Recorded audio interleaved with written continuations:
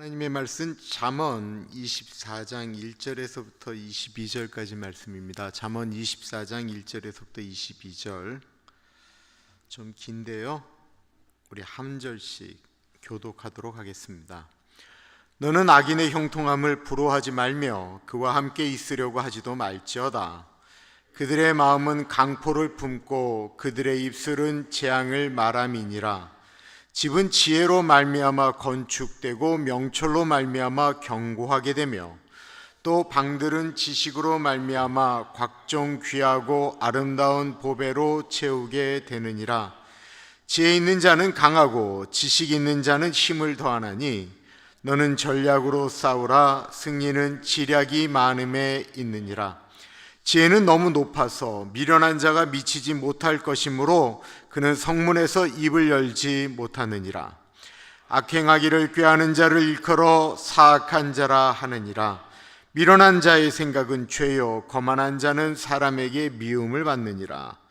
내가 만일 환난 날에 낙담하면 내 힘이 미약함을 보임이니라. 너는 사망으로 끌려가는 자를 건져주며 살육을 당하고 된 자를 구원하지 아니하려고 하지 말라. 내가 말하기를 나는 그것을 알지 못하였노라 할지라도 마음을 저울질하시는 이가 어찌 통찰하지 못하겠으며 내 영혼을 지키시는 이가 어찌 알지 못하겠느냐. 그가 각 사람의 행위대로 보응하시리라.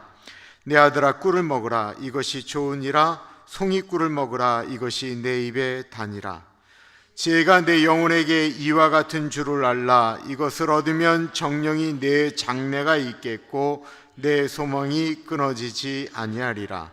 악한 자여 의인의 집을 엿보지 말며 그가 쉬는 처소를 헐지 말지니라. 대저 의인은 7번 넘어질지라도 다시 일어나려니와 악인은 재앙으로 말미암아 엎드러지느니라.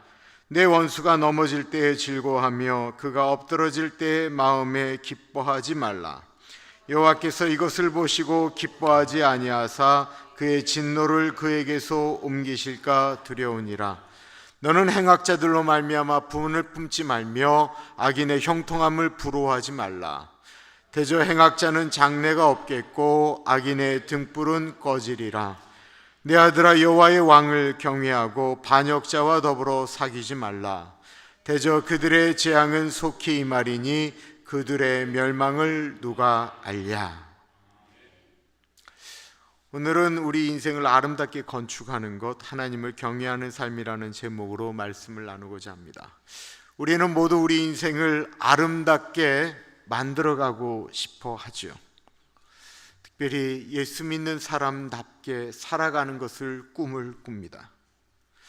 오늘 본문에는 우리의 인생을 예수 믿는 사람이 하나님의 사람답게 살아가려면 피해야 할 것과 잡아야 할 것에 대한 말씀이 나옵니다. 먼저 인생이, 예수 믿는 사람의 삶이 아름답기 위해서는 악인을 부러워해서는 안 된다라는 것입니다. 1절에 보면 너는 악인의 형통함을 부러워하지 말며 그와 함께 있으려고 하지도 말지어다. 누가 악인이 되고 싶어 하겠어요? 그런데 악인이 되려고는 하지 않지만 하나님을 잊어버리기 시작하면 형통한 악인을 부러워한다라는 것입니다. 즉 부자만 된다고 한다면, 잘 되기만 한다고 한다면 그 사람이 악인이건 어떤 사람이건 괜찮다라고 느껴진다라는 거예요. 요즘처럼 세상에 돈이 최고다라고 이야기할 때가 있을까요? 돈이 도덕보다 우선이고 돈이 정직, 정의보다 우선일 때가 별로 없습니다. 지난 12월 14일 그리고 13일 MBC 뉴스에서 한국의 기술 유출에 대한 이야기가 나왔는데 전기자동차의 핵심 기술이라고 하는 라이다 기술을 중국에다 팔아먹었어요. 한 사람이. 그거 팔아먹은 것 때문에 그 사람이 받은 것은 몇십억인데 한국이 그것을 개발하면서 얻어야 됐던 그 부가가치를 중국이 다 가지고 가게 되었습니다. 그것을 판 사람이 한국 카이스트 교수였어요. 산성의 전 어는 아예 통째로 중국에다가 공장을 설립하고 그것이 모든 것들이 돌아갈 수 있는 시스템, 우리가 생각하는 그냥 공장이 아니고 반도체 공장이 처음부터 쫙 운영되어지는 건 다른 시스템인데 그 기술을 통째로 중국에다가 넘겼어요.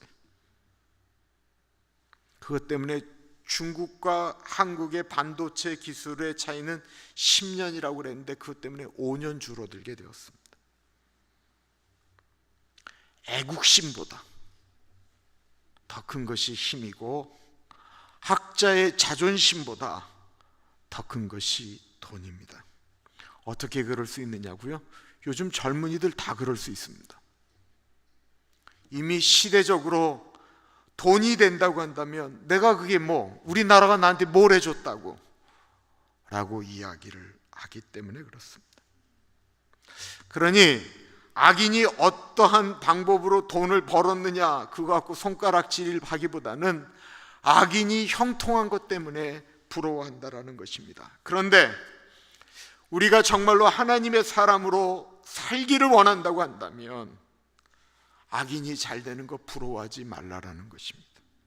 아니, 아예 그들과 함께 있으려고도 하지 말라라는 거예요. 그들을 아예 쳐다보지도 말라라고 말씀하고 있습니다. 왜 그럴까요? 하나님은 하나님의 사람들이 형통하는 것을 원하시지만 악인의 형통을 쳐다보지 말아야 될 것은 악인의 형통 그 자체가 저주이기 때문에 그렇습니다. 사람은요, 어려움을 겪으면 하나님을 찾습니다. 그죠? 하나님을 믿지 않는 사람이라고 해도 보이지 않는 신에게 매달리려고 합니다. 그런데 그 악한 사람이 형통까지 하면 하나님을 찾겠습니까? 더욱 자기 힘을 의지하는 것입니다. 그래서 2절에 이렇게 말씀합니다. 그들의 마음은 강포를 품고 그들의 입술은 재앙을 말하느니라. 우리는 그들의 형통을 보는데 하나님은 그들의 마음을 보셨습니다. 그리고 그들이 말하는 그것이 그들의 미래의 재앙을 나타낸다라는 것입니다. 시편 73편을 가리켜 아삽의 시라고 이야기합니다.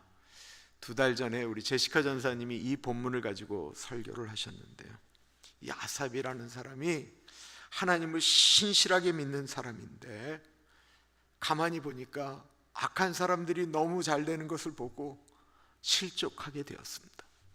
그 표현을 내가 넘어지게 되었다라고 표현하고 있습니다. 하나님이 참으로 이스라엘 중 마음이 정결한 자에게 선을 행하시나 나는 거의 넘어질 뻔하였고 나의 걸음이 미끄러질 뻔하였으니 이는 내가 악인의 형통함을 보고 오만한 자를 질투하였음이로다. 그들이 너무 잘 되니까. 이 다음으로 나오는 건 그들이 그냥 악하게 행동하다가 더군다나 죽을 때는 하루 만에 죽어가는 거예요. 모든 것들이 너무 잘 되니까 이 아삽이 너무 고통하는 거예요. 우리도 그러잖아요. 하나님, 내가 하나님 앞에 이렇게 매달리고 이렇게 하나님 앞에 헌신하는데 하나님 왜 나한테 이렇게 안 하시면서 저 악한 사람들은 왜 이렇게 잘 돼갑니까? 그러다가 아삽이 하나님의 성전에 들어가 기도하다가 자신의 마음을 풀었다라고 이야기를 하는데 17절부터 보면 하나님의 성소에 들어갈 때에야 그들의 종말을 내가 깨달았나이다. 주께서 참으로 그들을 미끄러운 곳에 두시며 파멸에 던지시니 그들이 어찌하여 그리 갑자기 황폐되었는가 놀랄 정도로 그들은 전멸하였나이다. 그래서 여러분, 이 아삽이 실족하고 미끄러지고 넘어졌음에도 불구하고 이 아삽이 포기하지 않은 것이 있었는데 그게 예배였거든요. 주의 성소에 들어갈 때 이 예배를 얘기하는 거예요. 우리가 하나님 앞에 예배를 드리면 하나님 앞으로 나아가면 그런 것들 가운데 이겨나갈 수가 있어요. 근데 이걸 포기해야 되잖아요. 그럼 그것이 계속 부러운 거예요.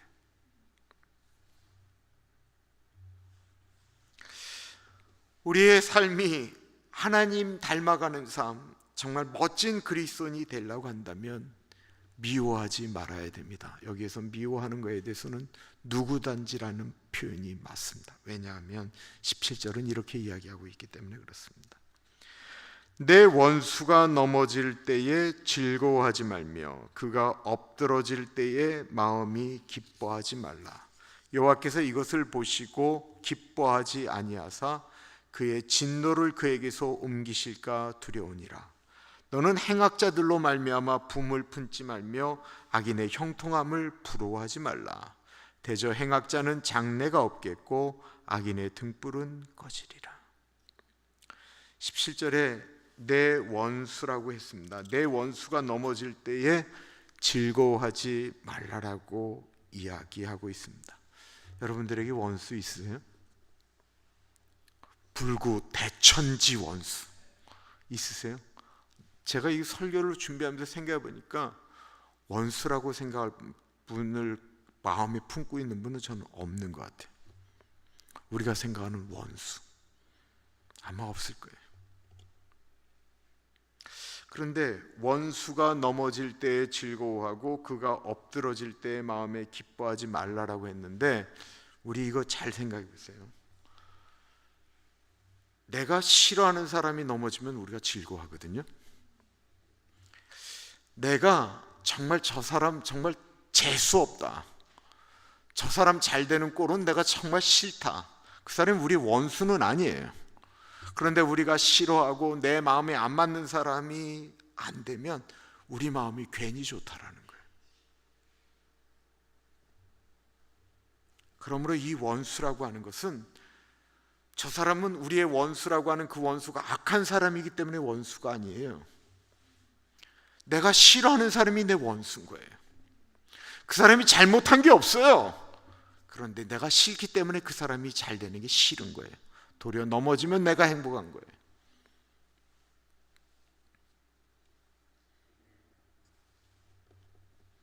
내가 싫어하는 사람이 망했다라는 이야기, 그의 인생이 꼬였다라고 하는 것에 대해서 얼마나 좋아합니까? 그거 참 쌤통이다라는 말을 얼마나 잘합니까? 우리 예수 믿는 사람들도 일본에 지진이 일어났다고 하면 좋아하는 거예요.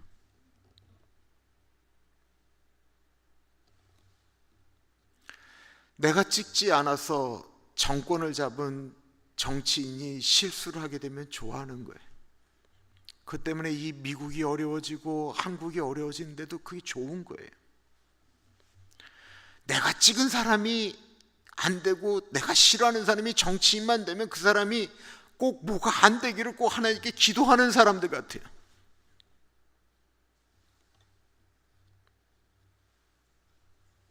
오늘부터 그러시면 안 되는 게 하나님이 그것을 보시고 기뻐하지 아니하사 그의 진노를 그 사람에게 옮기신다라는 것입니다. 이거 하나님의 말씀이기 때문에 하나님이 그러신다라는 거예요.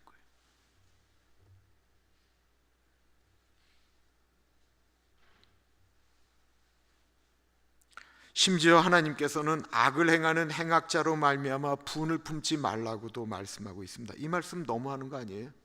악을 행하는 사람을 보면 우리에서 분노가 일어나야지, 분이 팍 일어나고 저거를 어떻게 해야 되느냐라고 생각이 우리가 들잖아요.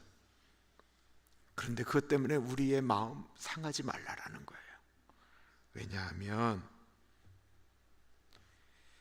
그들에게 하나님께서 장래가 없고 그들의 악인의 등불을 꺼트려 버리시겠다고 하나님이 말씀하시기 때문에 그렇습니다. 하나님이 분명히 심판하실 거예요. 하나님이 심판하실 거 우리가 분낸다고 심판하는 게 아니고 하나님이 분명히 심판하신다라는 것입니다. 그러므로 우리는 악인의 형통도 누군가가 싫어하는 사람이 잘 되고 안 되고도 귀를 막아야 합니다. 그것이 하나님의 사람이 우리의 마음을 지키고 우리가 하나님의 사람답게 살아가는 길입니다. 누가 미우세요? 기도가 참 싫으세요? 그 마음에서 우리가 나와야 됩니다. 쳐다보지 말아야 될 것, 악인의 형통이라고 한다면 우리가 쳐다보아야 할 것은 우리 눈에 들어오는 사람들입니다. 11절입니다. 너는 사망으로 끌려가는 자를 건져주며 살육을 당하게 된 자를 구원하지 아니하려고 하지 말라. 이 11절이 좀 고민이 돼요. 사망으로 끌려가는 자, 사형장에 끌려가는 사람, 살육을 당하는 사람, 만약에 무장 괴한들에게, 무장 반란들에게, 총을 들고 석치는 강도들에게 살육 당하는 사람을 우리가 달려들어서 구원할 수 있습니까? 하나님이 그런 사람들을 맨손으로 구원하라고 이렇게 말씀하시는 걸까요?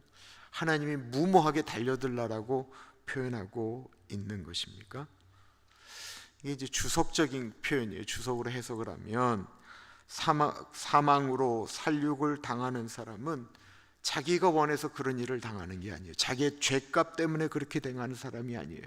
억울하게 그렇게 되어지는 사람, 강도 만난 사람, 법정에서 아직 그의 죄가 분명하지 않음에도 불구하고 억울한 누명을 쓰고 그렇게 끌려가는 사람을 말하는 것입니다.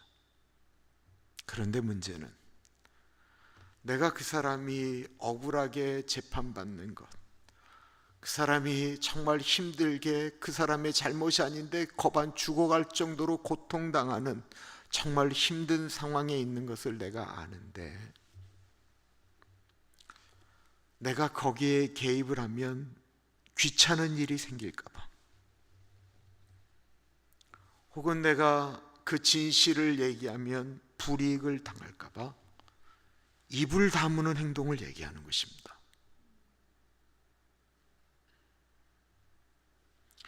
잠언 24장 12절을 보세요. 내가 말하기를 나는 그것을 알지 못하였노라 할지라도 마음을 저울질 하시는 이가 어찌 통찰하지 못하시겠으며 내 영혼을 지키시는 이가 어찌 알지 못하시겠느냐.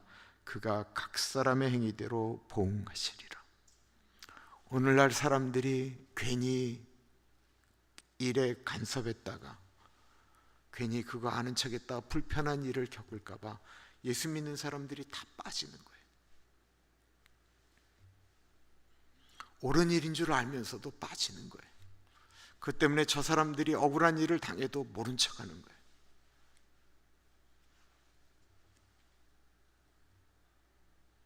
난 몰랐다라고 이야기하는 거예요. 내가 뭐 모른 척한다고 해서 사람들이 내가 그 마음 그걸 아는지 모르는지 누가 알겠어요? 아무도 몰라요. 아무도 모르는데 누가 아냐면 하나님이 아신다라는 거예요. 나는 몰랐다라고 말하지 말라고 말씀하고 있습니다. 저 사람이 억울하게 내가 입을 열면 그의 죄가 아닌 것이 드러나는데 내가 입 다물고 모른 척하지 말라라고 말씀하고 있는 것입니다. 근데 그렇게 사는 게 훨씬 편하거든요.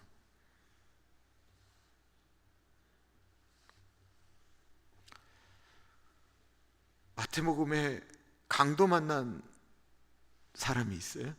강도 만난 이웃입니다. 근데 그 강도 만난 이웃 옆을 레위인들, 제사장들, 오늘날로 말하면 예수 믿는 분들, 그리고 목사가 그 옆을 지나가게 됩니다. 강도 만났는데 지나가야 될 이유가 있습니다.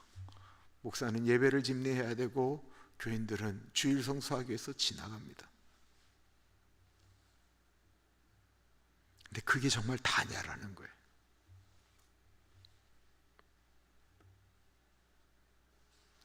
하나님이 그 마음 안에 있는 것을 보시고 하나님이 왜 모른 척했느냐라고 말씀하고 있는 것입니다.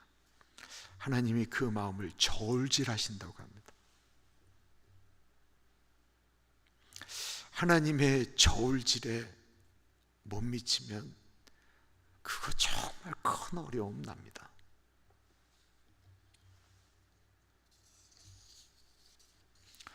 제가 미국에서 재판장의 증인으로 2번 섰습니다. 두 번 다 가정 문제에 관련된 것으로 섰습니다. 가정 문제 목사만 알잖아요. 부탁을 하는 거예요. 처음부터 쭉 같이 이렇게 상담하고 했는데 너무 나중에 이제 심각해지니까 문제가 커졌습니다. 부탁을 하는데 정말 그 자리 나가는 거 무서웠습니다.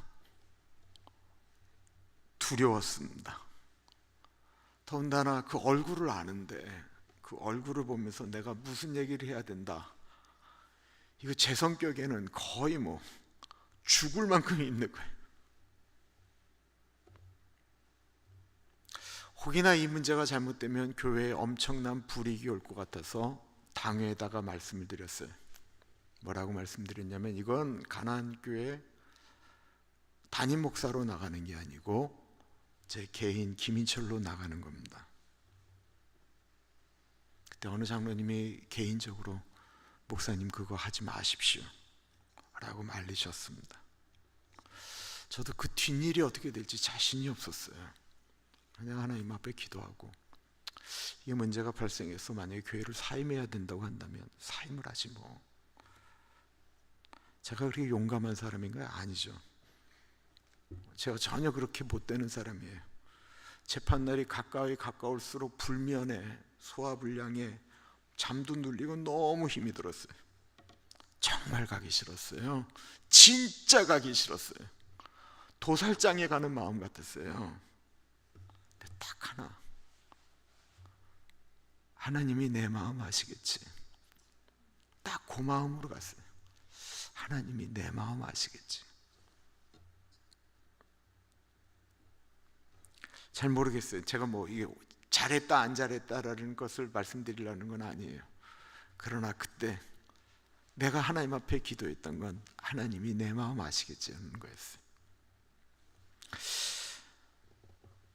그러면 악인들이 잘 되는 것도 눈 감고 우리가 보아야 할 때 것을 보기 위해 우리가 꼭 준비해야 될 것이 있는데, 그것이 무엇일까요? 하나님을 아름답게 섬기는 삶을 위해서 우리가 준비해야 될 것이 있는데 3절과 4절입니다.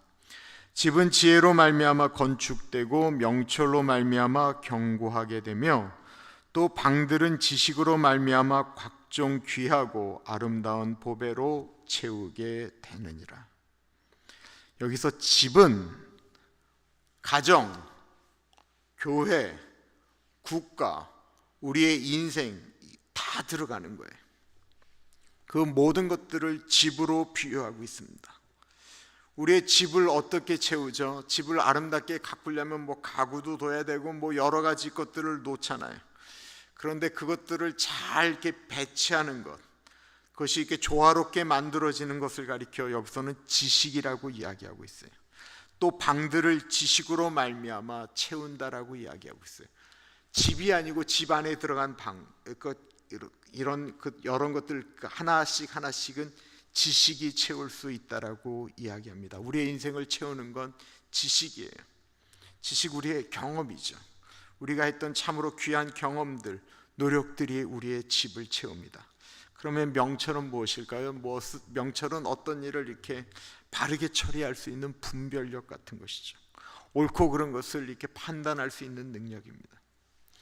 지식과 명철만 있으면 우리의 인생은 견고할 것 같은데, 그 모든 것들을 딱 쥐고 있는 것이 있는데 그것을 가리켜 지혜라고 말씀하고 있는 것입니다. 우리의 인생, 집이 지혜로 말미암아 건축되어지는데, 잠언에서 끊임없이 얘기하고 있는 지혜가 뭐죠? 하나님을 경외하는 것입니다. 하나님을 경외하는 것이 지혜의 근본이다라고 계속해서 말씀하고 있습니다. 우리는 성경의 지식을 썼습니다. 성경 말씀을 보고 이렇게 살아라고 하는 지식을 얻게 되죠. 성경 공부를 하면 지식을 얻게 됩니다. 그죠? 많은 지식을 쌓게 돼요. 그 지식이 아무리 많아도 그것을 하나님의 경외하는 마음으로 바꾸었을 때 그 지식이 행동이 되기 때문에 지혜가 전체를 다루는 거예요. 아무리 성경적인 지식, 말씀을 듣고 성경 공부를 하고 말씀 가운데 내 안에 찔림이 있어도 하나님을 경외하는 것이 없으면 그 성경 말씀대로 행동하지 않습니다. 우리가 악인을 부러워하지 말라라는 말씀을 지식으로 받아요. 지금 지식으로 받았어요. 우리가 쳐다봐야 할 사람, 억울한 사람, 사망으로 끌려갈 사람, 곧 지금 그 일로 인하여 억울한 일로 죽음을 당할 사람을 도와야 된다라고 하는 것을 지식으로 우리가 받았어요. 우리가 판단할 때 이것이 옳고 그른 것도 판단할 수 있는 명철도 우리에게 있어요. 그런데 하나님을 경외하지 않으면 그렇게 행동 안 합니다. 거짓말하지 말라라는 거 우리 다 알지만 하나님을 경외하지 않을 때 거짓말을 안 하는 거지, 하나님이 전혀 두렵지 않으면 거짓말 막 해요.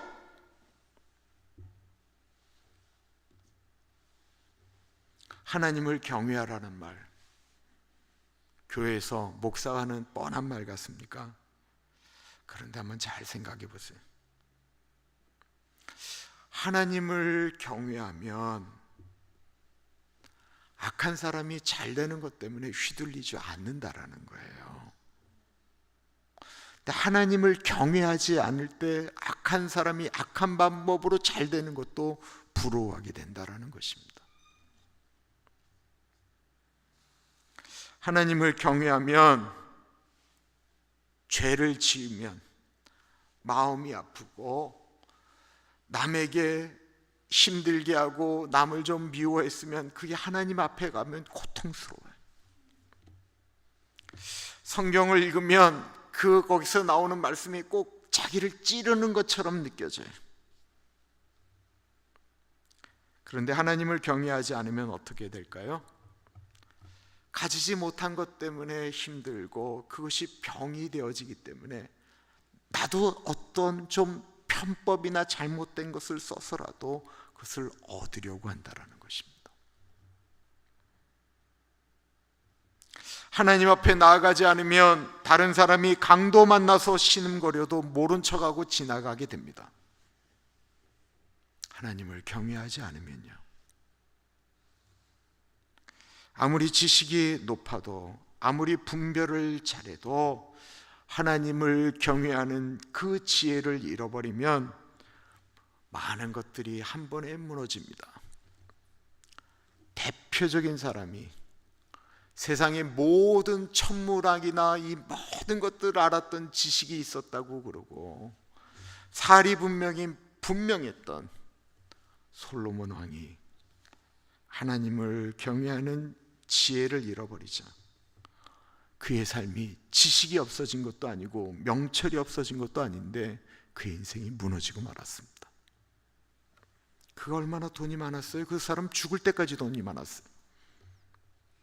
얼마나 많은 여인을 건드렸어요? 1000명을 건드렸어요. 솔로몬의 군대가 얼마나 강했는지 솔로몬의 나라를 다스릴 때 감히 어느 나라도 이스라엘을 치지를 못했습니다. 그런데 그 많은 돈, 권력 다 갖고 있었는데 하나님을 경외하는 것이 무너져서 그의 인생을 뒤돌아보니까 모든 것이 헛되다라고 표현하고 있는 것입니다. 허무한 거예요.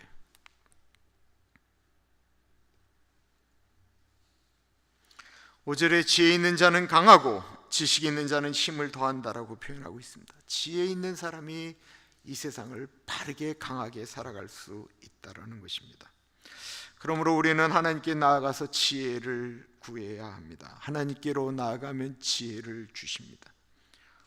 혹시 우리의 인생이, 우리의 집안이 삐득덕거리고 문제가 발생하고 어려워요? 그거 다시 세우고 싶지 않으십니까? 혹시 관계가 무너졌습니까? 그 관계를 다시 회복시키고 싶지 않으세요? 내 눈에 요즘 그냥 계속 말하는 건 돈, 돈만 얘기하고 있지 않으세요? 야고보서 1장 5절에서부터 8절은 이렇게 말씀하고 있습니다. 너희 중에 누구든지 지혜가 부족하거든 모든 사람에게 후히 주시고 꾸짖지 아니하시는 하나님께 구하라. 그리하면 주시리라. 오직 믿음으로 구하고 조금도 의심하지 말라. 의심하는 자는 마치 바람에 밀려 요동하는 바다 물결 같으니 이런 사람은 무엇이든지 주께 얻기를 생각하지 말라. 두 마음을 품어 모든 일에 정함이 없는 자로다. 지혜가 부족하거든 하나님께 구하는데, 하나님께 기도하면 하나님이 제일 좋아하시는 거거든요. 하나님이 지혜를 구하는데 왜 뭐라고 그러겠어요? 그래서 후히 주시고 꾸짖지 아니하신다라고 표현하고 있어요. 후히 주시고 꾸짖지 아니하시는, 더군다나 하나님께 구하는 지혜는 모든 사람에게 주신다라는 거예요. 하나님께 간구하면, 믿음으로 구하면 주시겠다라는 것입니다. 문제는 우리가 하나님을 신뢰하지 않는다라는 거예요. 하나님을 경외하지 않는 사람은 하나님께 기도하면서도 하나님을 신뢰하지 않는다라는 것입니다. 하나님께 지혜를 구하지 않는 사람, 7절은 이렇게 표현하고 있습니다. 지혜는 너무 높아서 미련한 자가 미치지 못할 것이므로 그는 성문에서 입을 열지 못하느니라. 지혜는 너무 높다라고 이야기하는 건 이런 거예요. 나는 저까지 갈 수가 없어. 나는 지혜를 얻을 수가 없어. 왜냐? 하나님은 나하고 너무 멀리 있기 때문에, 하나님은 내 기도를 안 들어주실 분이시기 때문에 그분에게 기도해봤자 아무 소용이 없어. 아예 하나님에 대해서 나아가려고 하지 않기 때문에 그렇습니다.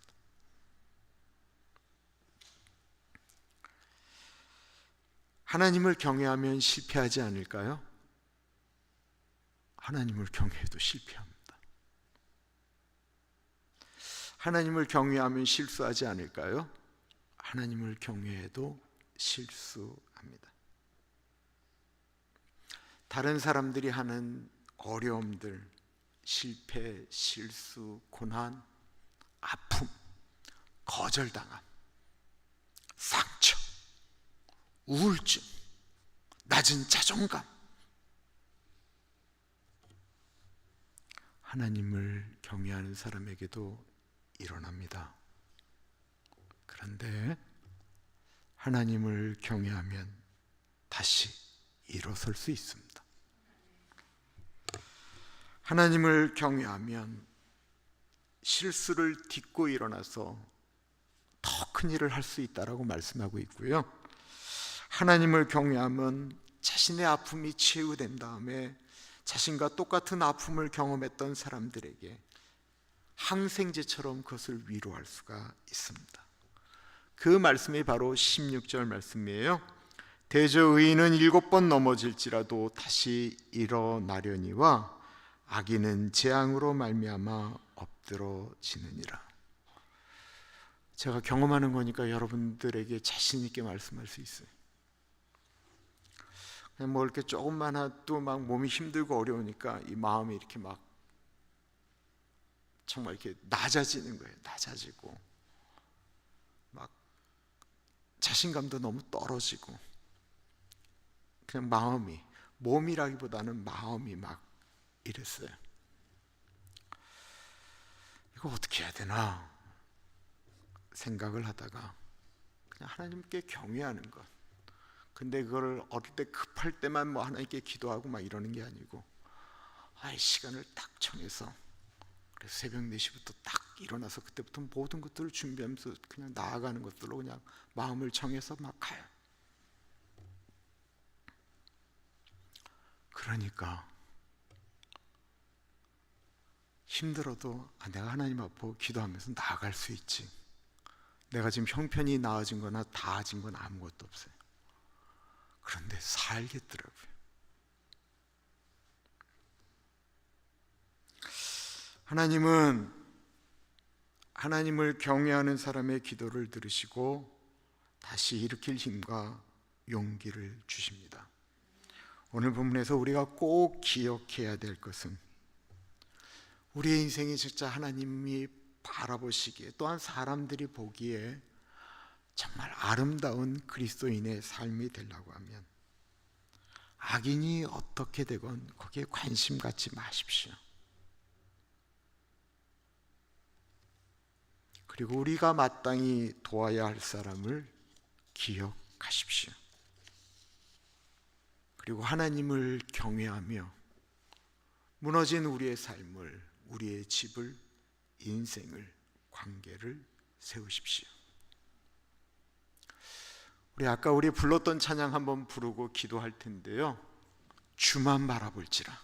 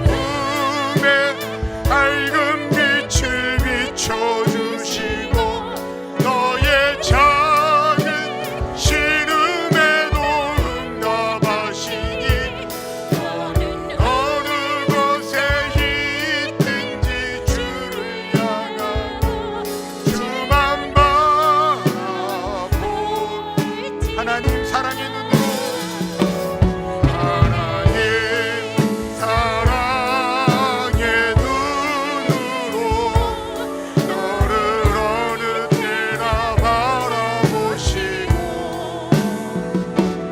하나님 인자한 귀로서 언제나 너에게 기울이시니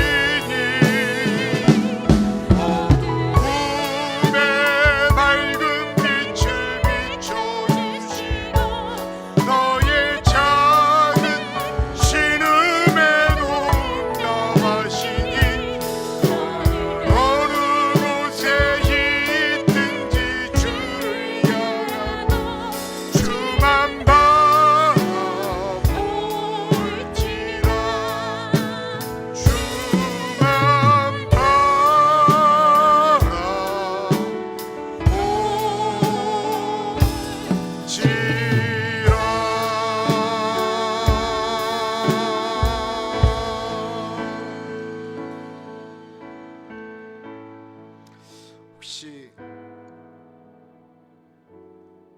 누가 안 되는 것, 혹은 누가 미워서 견디지 못하시는 분 계세요? 하나님이 그 마음 기뻐하지 않으십니다. 누가 잘 되는 것만 보면 마음이 어렵고 꼬이십니까? 이제 거기서 시선을 떼어서 우리 하나님을 바라보십시다. 혹시 요즘 내 인생이 좀 꼬여 있는 것 같지 않으세요? 풀고 싶은데 풀려지지 않아서 아파하세요. 하나님을 경외하면 하나님이 지혜를 주시고, 지식과 명철로 지금은 무너진 것 같고 힘들어 되어진 것 같지만 하나님이 그 기둥을 세우십니다. 우리 하나님께 기도하면서 나아가겠습니다.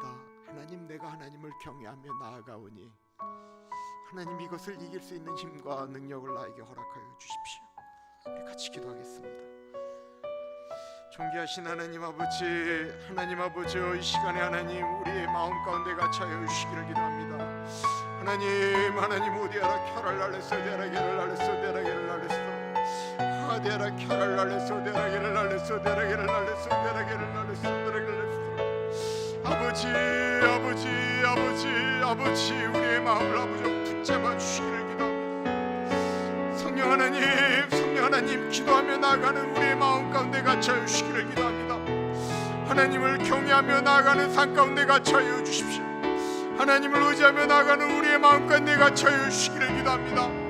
하나님을 경외하며 나아갈 때 성령 하나님 붙잡아 주시고 힘 주시고 아버지 은혜 주시기를 간절히 기도합니다. 성령 하나님, 우리의 마음을 붙잡아 주시옵소서. 하나님, 우리의 가정을, 우리의 인생을, 우리의 교회를, 우리의 관계를 하나님을 경외하는 지혜로 아버지 다시 한번 세워놓으니 하나님 아버지 갇혀 주시고 인도하여 주십시오. 하나님 아버지 갇혀 주시길 기도합니다. 어떠한 형편 가운데도 하나님을 바라보게 하여 주시옵소서. 어떠한 정병에게도 하나님을 바라보는 우리들이 되어줄 수 있도록 같이 하여 주시기를 기도합니다. 하나님 아버지, 사람을 바라보지 않게 하여 주시고 우리의 낮은 신음 가운데도 하나님 아버지 응답하시는 아버지를 바라보며 나아갈 수 있도록 인도하여 주시기를 기도합니다. 아버지, 넘어진다 할지라도, 아버지 쓰러진다 할지라도 하나님 붙들고 나아가는 우리들이 되어줄 수 있도록 성령 하나님 붙잡아 주시고 인도하여 주시옵소서. 하나님, 우리 교인들이 그래서 하나님 아버지 더욱더 단단해지는 인생, 하나님 보시기에 사람들 보기에 더 아름답고 단단한 인생들이 되어질 수 있도록 하나님 붙잡아 주시기를 기도합니다. 성령 하나님 같이 하여 주십시오. 아버지 같이 하여 주십시오.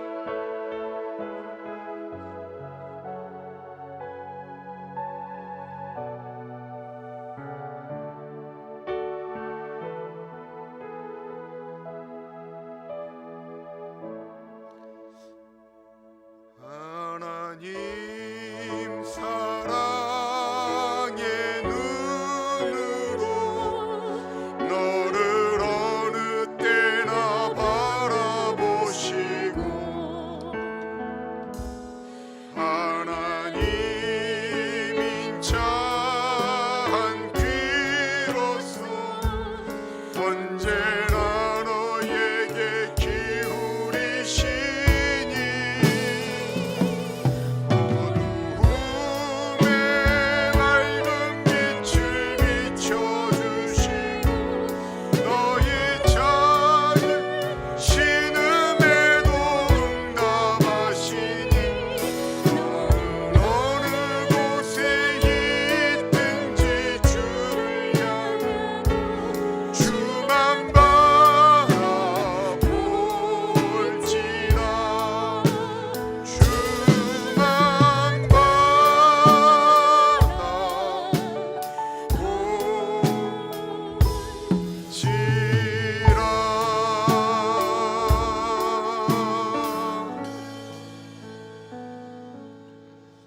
하나님 아버지, 왜 이렇게 마음이 힘들 때가 있는지, 왜 이렇게 다른 사람들이 잘 되는 것이 다른 사람들이 무너지는 것에 내 마음이 즐거운지, 하나님 아버지, 우리의 마음을 하나님 아버지가 아신다고 하시는데 우리의 마음을 두고 저울질하시는 그 하나님을 두려워하며 다시 하나님 앞으로 나아갑니다. 하나님, 우리의 인생이 꼬이기 시작하고 무너진 것이 혹시 하나님을 경외하는 마음에서 멀어졌기 때문은 아닌지 하나님 다시 한번 점검하며 하나님의 손을 다시 붙듭니다. 다시 하나님 앞으로 나아갑니다. 우리의 낮은 신음도 응답하시는 하나님 앞으로 나아갑니다. 하나님, 사람에게 울부짖지 않고 하나님에게 울부짖겠습니다. 사람에게 무릎 꿇지 않고 하나님께 무릎 꿇겠습니다. 주님, 어떻게 하면 하나님의 사람답게 선한 영향력을 미칠까? 하나님의 말씀에 분명히 나와 있기 때문에 하나님을 경외하며 살아가겠습니다. 지금은 우리 주 예수 그리스도의 은혜와 우리를 너무나도 사랑하셔서 하나밖에 없는 아들을 넉넉하게 보내주신 하나님 아버지의 그 크신 사랑하심과 성령 하나님 감화감동 역사 충만 교통하심의 놀라운 은혜가 하나님의 말씀을 붙들고 받은 지식을 하나님을 경외함으로 실천하겠습니다 다짐하는 사랑하는 주의 백성들 머리 위에 지금으로부터 영원토록 함께 하시길 간절히 축원하옵나이다. 아멘.